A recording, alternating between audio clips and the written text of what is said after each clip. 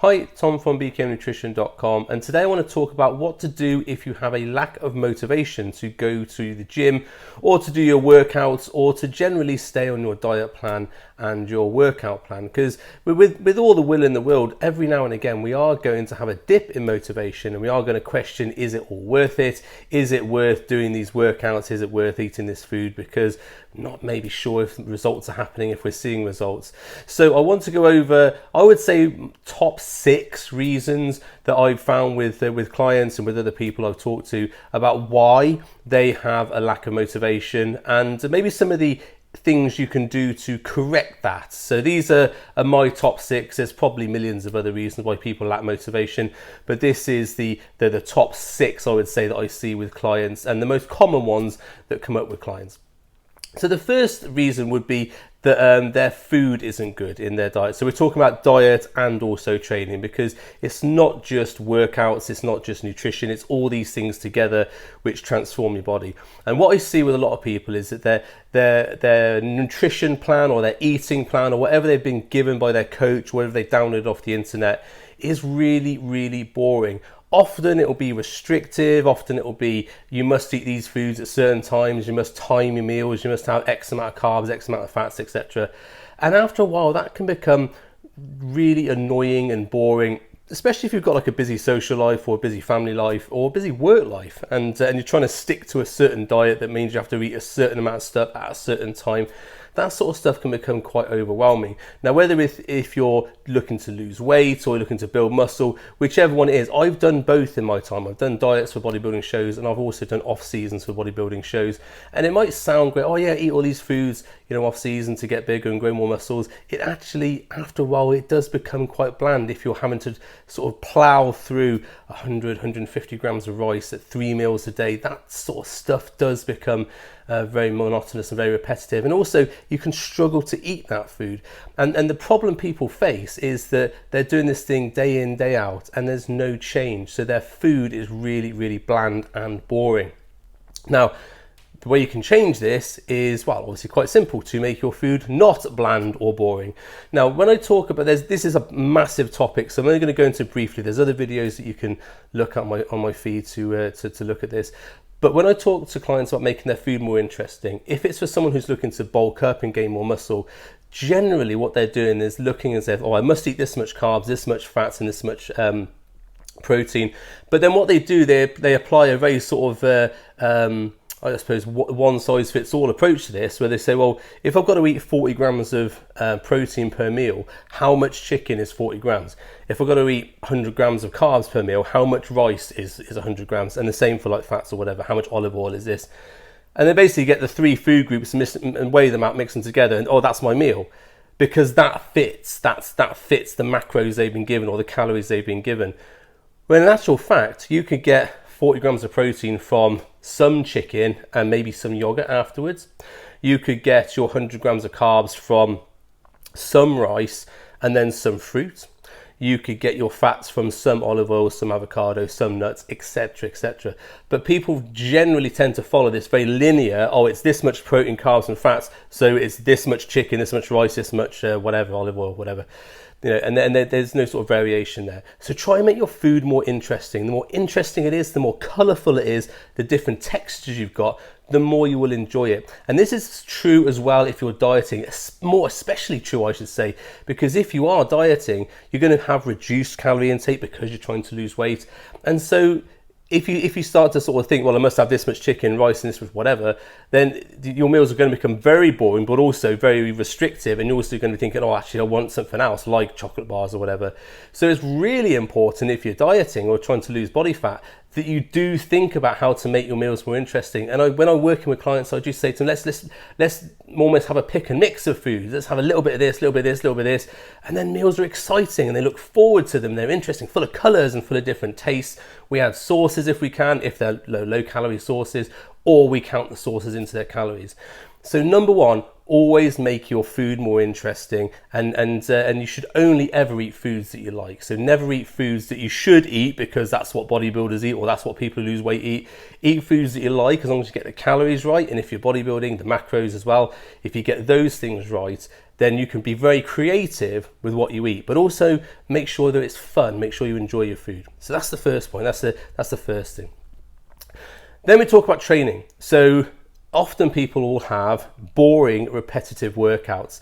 Now, when I talk to people who are, say, looking to bulk up and to do bodybuilding, they're generally following some sort of optimized workout plan that maybe they pulled off the internet, they've downloaded, or they paid whoever for. And this program will often be very bland. It'll be like, oh, squats for legs, deadlifts for back, and bench press, and there's very little routine. And the reason people their coaches or the people who get in the program have said, well, these are the best mass builders. Well, yeah, from a technical point of view, squats is a good leg mass builder, of course. Deadlifts is a good back builder, but it's not the only exercise. And from all my years working with clients and in my own experience, you don't have to do a certain exercise in order to grow that muscle. For years, I didn't do rear squats because I had a shoulder injury, a shoulder impingement, and I couldn't get my arms back to do the rear squats. So I did things like front squats, I did things like hack squats, I did things like leg press, and varied the angles and intensity and everything else. And my legs grew absolutely fine, and I actually had one of the best set of legs on the circuit. You don't have to use certain exercises. I didn't do flat bench press for pretty much 99% of my bodybuilding career because it caused me shoulder issues, which then gave rise to other issues and injuries and everything else. So I didn't do flat bench at all. I sometimes did dumbbell flat bench, but that was very rare. Normally I'd had a slight incline. I did things with cables. I did things with Swiss balls for stretching and stuff like that. I did floor press. All these other things. There's actually a video called the best 5 chest exercises, which you can go and have a look at on my feed. But the point is that while everyone else is going, oh, you must do flat bench for chest because that's the best mass builder, there I was not doing chest, not doing flat bench for chest, and actually having one of the best chests on the circuit. So don't think you have to do a certain exercise in order to build muscle. And also the same is true for burning fat. A lot of people say, well, I must do cardio on a treadmill or on a stepper because that burns loads of calories and loads of fat. Well, actually, no, it's not true. If we're looking to burn fat, all we're looking to do is create a calorie deficit. And if you've seen any of my other videos, you'll see me go on and on and on about finding cardio that you like to do and that you enjoy doing, because if you enjoy it, you'll come back and do it again and again and again. If your perception of cardio is this hateful thing you have to do, then you'll really struggle to do it. You won't like going to do it, and you start to create negative feedback loops associated with exercise, which isn't good if you're trying to get into shape and you're having to do that exercise to get into shape. So always find exercises that you enjoy doing, find workouts that you enjoy doing. If you're at a loss of what to do for your workout, then check out some of my workout videos. Some of the videos on my YouTube Shorts, on my Instagram, and on my normal YouTube feed. There are full workouts there, including kettlebell cardio workouts and weight workouts that you can go and have a look at, and they will burn calories and build muscle absolutely fine. It's ones that I use myself, and I'm in pretty good shape. So the second issue there, if your workouts are boring and repetitive, always make them fun. Make sure your workouts are always fun and you always enjoy them. If you don't enjoy them, find something you do like doing. Okay. Third one is that I find that often people will not have anybody holding them to account, or they're not holding themselves to account by tracking their data. Now, why is this important? Now, I know there are people and coaches that go, oh, you don't have to track anything, you don't have to do just intuitive eating. Now, that's fine, and I respect that that's how they work with their clients. However, I've noticed the best results with all the people I've worked with who see absolutely the best body transformations are the ones who track their data, at least in the initial phases. They have someone holding them to account, and they're also being held up for scrutiny. Now, you don't have to have a coach to be accountable. Obviously, I'm a coach, I coach clients, they're accountable to me, and I help them through the thing. You don't have to have a coach. You can have a WhatsApp group of all of you working towards the same goal. You can have an independent friend who you run stuff by. For years, when I was bodybuilding, I didn't have a coach to coach me on my diets, but I had my best friend, Paul, who I would send my stuff to and say, what do you think of this? Do you think I should do anything? And he would give me honest feedback. And he's a coach himself, but he would give me my feedback from a coach's perspective, not from a best friend's perspective. So I had accountability to him. And he helped me in one of my shows where I was really struggling to make the weight, and he put together a little plan at the end for me to follow. So he was holding me to account in the last 2 weeks and actually made the weight and won the show. So it's important to have someone you can go to. Tracking your data is really important, because if you don't track how many calories are coming in, if you don't track how many steps you're doing for exercise, for your total daily energy expenditure, and there's other videos on NEAT and stuff like that you can have a look at.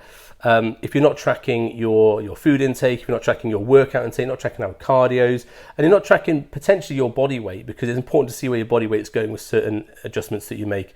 If you're not tracking all that, all you've got then is your perspective of what you look like.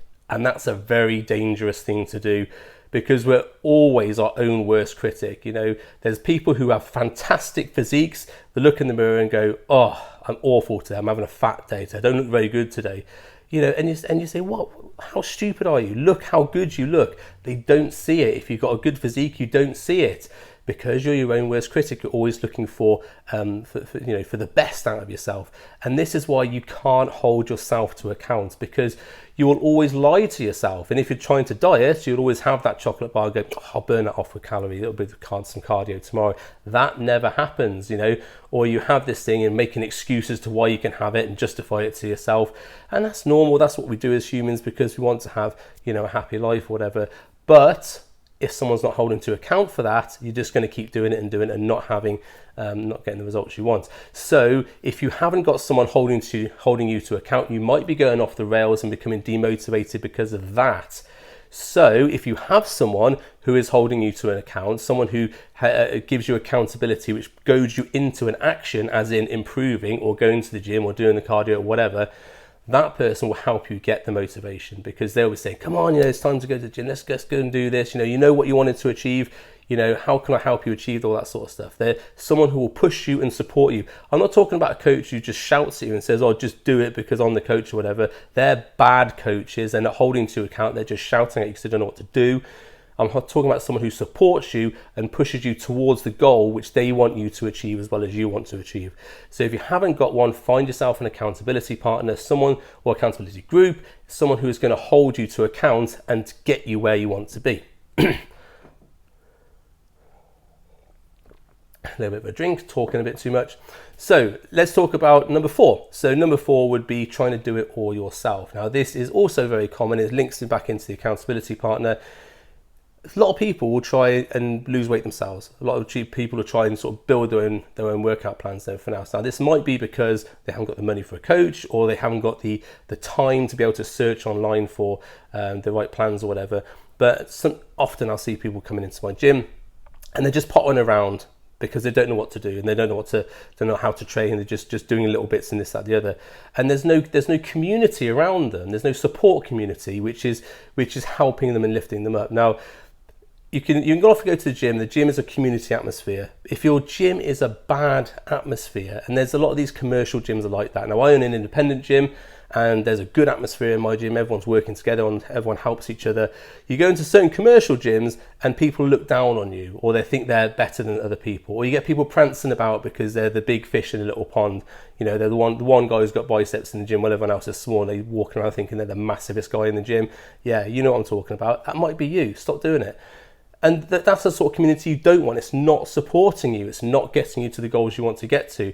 You need to surround yourself with people who are at least in your mindset. So for example, if you have a supportive gym with people who are all working towards getting an improved body, a better body, and they're all nice and friendly and helpful, that will lift you up. That will give you the motivation. And what a lot of people found when they were training at home during lockdown is there's no motivation because they didn't have that community around them. Loads of people I know spent thousands on gym equipment at home and then never used it. Why? Not because they didn't have the equipment, because there was no motivation. There was no support from the community. They didn't have their gym community around them. So if that is you, if you feel you don't have a supportive community, if you feel the gym is more like a cliquey place you don't want to go, change gyms, go to a new gym, find a gym that supports what you're doing and there's a friendly atmosphere. Even changing gyms in the short term will give you more motivation because you're in a new environment. So number 4, make sure you're not doing it alone. There's people around you, you've got a community around you which is supportive of your goals and is working you towards those goals. Also, have a look at your social group, have a look at your family. Are they pushing you towards your goals? Or when you want to go to the gym, does your partner go, oh, you're going to the gym again? Do they understand why you're going to the gym? Do they understand why you want to improve yourself? Do your friends, when you say you're going to the gym, no, come to the pub, no, come out, whatever, come for a drink, are they trying to pull you away from your goals? You've got to assess your community. Is your community supportive of you? If it isn't, that can erode into you and then erode your motivation for going to training. Number 5 is a lot of people have a haphazard approach to their workout and their diet. And if you've ever done a diet for say 2 to 3 weeks and jacked it in, you'll know exactly what I'm talking about. And then you're on to the next new thing and the next new thing. And I see this quite often with people doing new training plans. They try it for say 2 to 3 weeks and go, oh, don't really like that, I'll do something else, do another training plan. They don't give the training plan or the diet time to work before they say, oh, I'm not getting results, and then they're off doing something else. And because they haven't given the plan time to work and their body time to adapt, they're just going from one to the other, and they never make any results. So always make sure you've got a clear plan of what you're going to do. So if this is diet, make sure that you have a plan of what you're going to eat and how much you're going to eat, how many calories you're going to eat, and then space that over, say, you want really about sort of 12 weeks to see the real result in terms of dieting.